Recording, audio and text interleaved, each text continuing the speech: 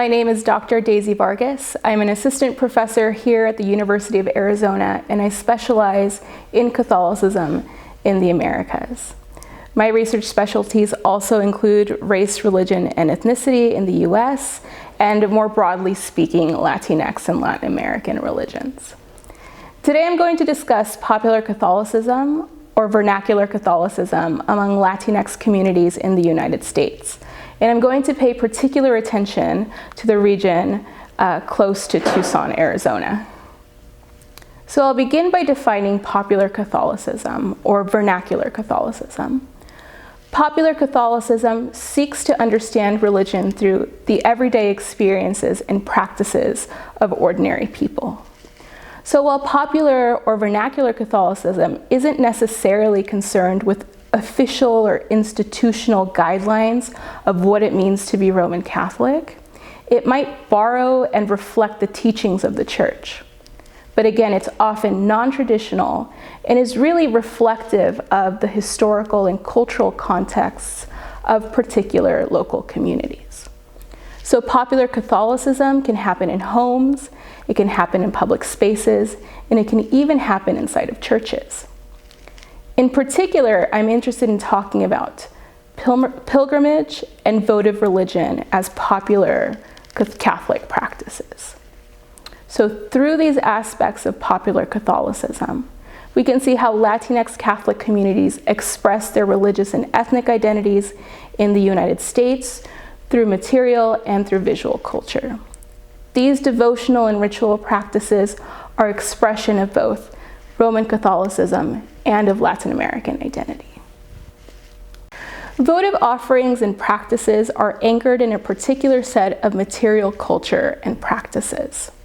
Within the context of Roman Catholic saint devotion, objects and other ritual ornaments are offered or consecrated in fulfillment of vows to saints. In Spanish, this term is called a manda. It refers to the promise of a fulfillment of a particular type of ritual action if the saint performs an intercession or a miracle. But it's understood to be more than a transaction or a reciprocal exchange between the saint and the devotee. It actually represents a really important aspect of a fundamentally relational and effective exchange between religious actors.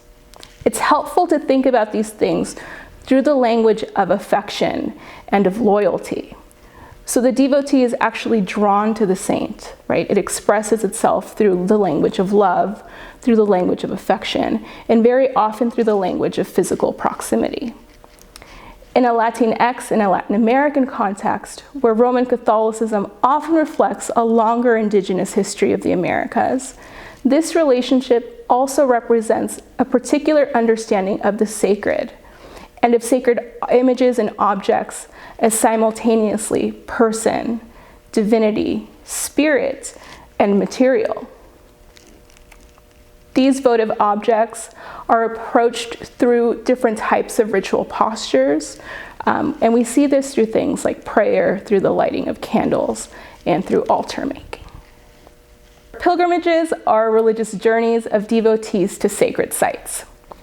As acts of devotional labor, pilgrimages coexist with votive objects in ritual postures or supplications. We can imagine these things as a type of network of relational bonds.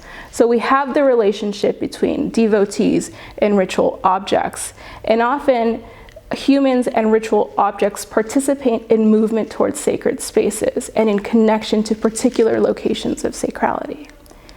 Some pilgrimages also occur during particular times in the Roman Catholic liturgical calendar. They might recreate a religious event or be celebrations of a particular saint. In the United States and among many Latinx Catholics, pilgrimages are also about asserting historical and cultural identities and of affirming their place in American society. They can take a political valence alongside the religious practice. Within the context of the Southwest and Arizona in particular, I'm going to talk a bit about how these votive practices and how this popular Catholicism is expressed among the Roman Catholic community. Mission San Xavier del Bac is located about 10 miles to the south of Tucson and within the boundaries of the Tohono O'odham Nation.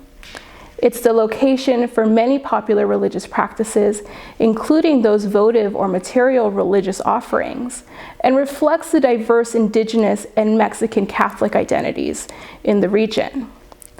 Dedicated to the 16th century Spanish Catholic priest, Saint Francis Xavier, the official church structure also contains several other shrines for votive rituals and practices. The relics, or human remains, of Saint Francis Xavier are housed in a wooden reliquary in a side altar, which is actually fashioned after his physical image. So it looks like a wooden carving of Saint Francis Xavier.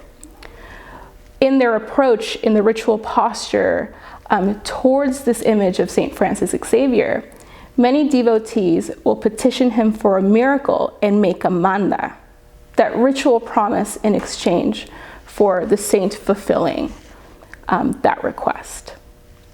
When the petition is fulfilled by the saint, many devotees will attach what's called a milagro, translated in Spanish to miracle, to the reliquary or to the purple blanket placed over the reliquary of Saint Francis Xavier.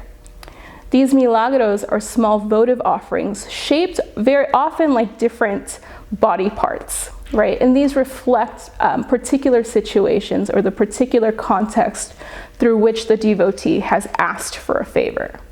Some of these milagros are body parts and reflect ailments associated to that part of the body and the illness that is affecting the part of the body of the devotee. On October 3rd of every year, on the feast of both Saint Francis Xavier and his namesake, Saint Francis of Assisi, many devotees participate in a pilgrimage to the mission church. Some will walk from their homes to the mission as part of the fulfillment of this manda, this promise, as part of the ritual exchange. When they arrive, they may participate in prayers inside the church, and the community will often enter the church as a whole, pray, and then process the reliquary of Saint Xavier throughout the church courtyard to the sound of church bells, fireworks, singing, and chanting. The smell of incense will fill the air, and the celebration is often completed through a celebratory meal and a musical celebration. In the cemetery chapel, another form of popular religion also takes place. There, devotees bring images of saints, the most popular among them, Saint Judas Thaddeus, the patron saint of lost causes, for consecration and for supplication. The main altar is covered by an abundance of saint images, and the walls are lined with lit candles. Some devotees will give offerings of money, coins, and dollar bills put into the hands of the saint. Some will sing devotional hymns or popular songs to the images of the saints, and others will simply go and light candles and say a silent prayer. While St. Jude, or also known as San Judas or San Juditas here throughout the US-Mexico border region, while he is an officially canonized saint of the Roman Catholic Church, the devotional practices expressed by his devotees are not those necessarily acknowledged by the institutional church. As the patron saint of lost causes, many of his petitions reflect the social and political positions of his devotees. Along the US-Mexico border and in this region, this might include issues related to immigration, both documented and undocumented, financial concerns, and issues of political and economic marginalization. In all of these examples, devotees are participating in saint veneration that falls outside of official institutional forms of worship and engaging in actions and materials that are the most accessible and the most relatable. It is religion that reflects the lived realities of communities and responds to their needs.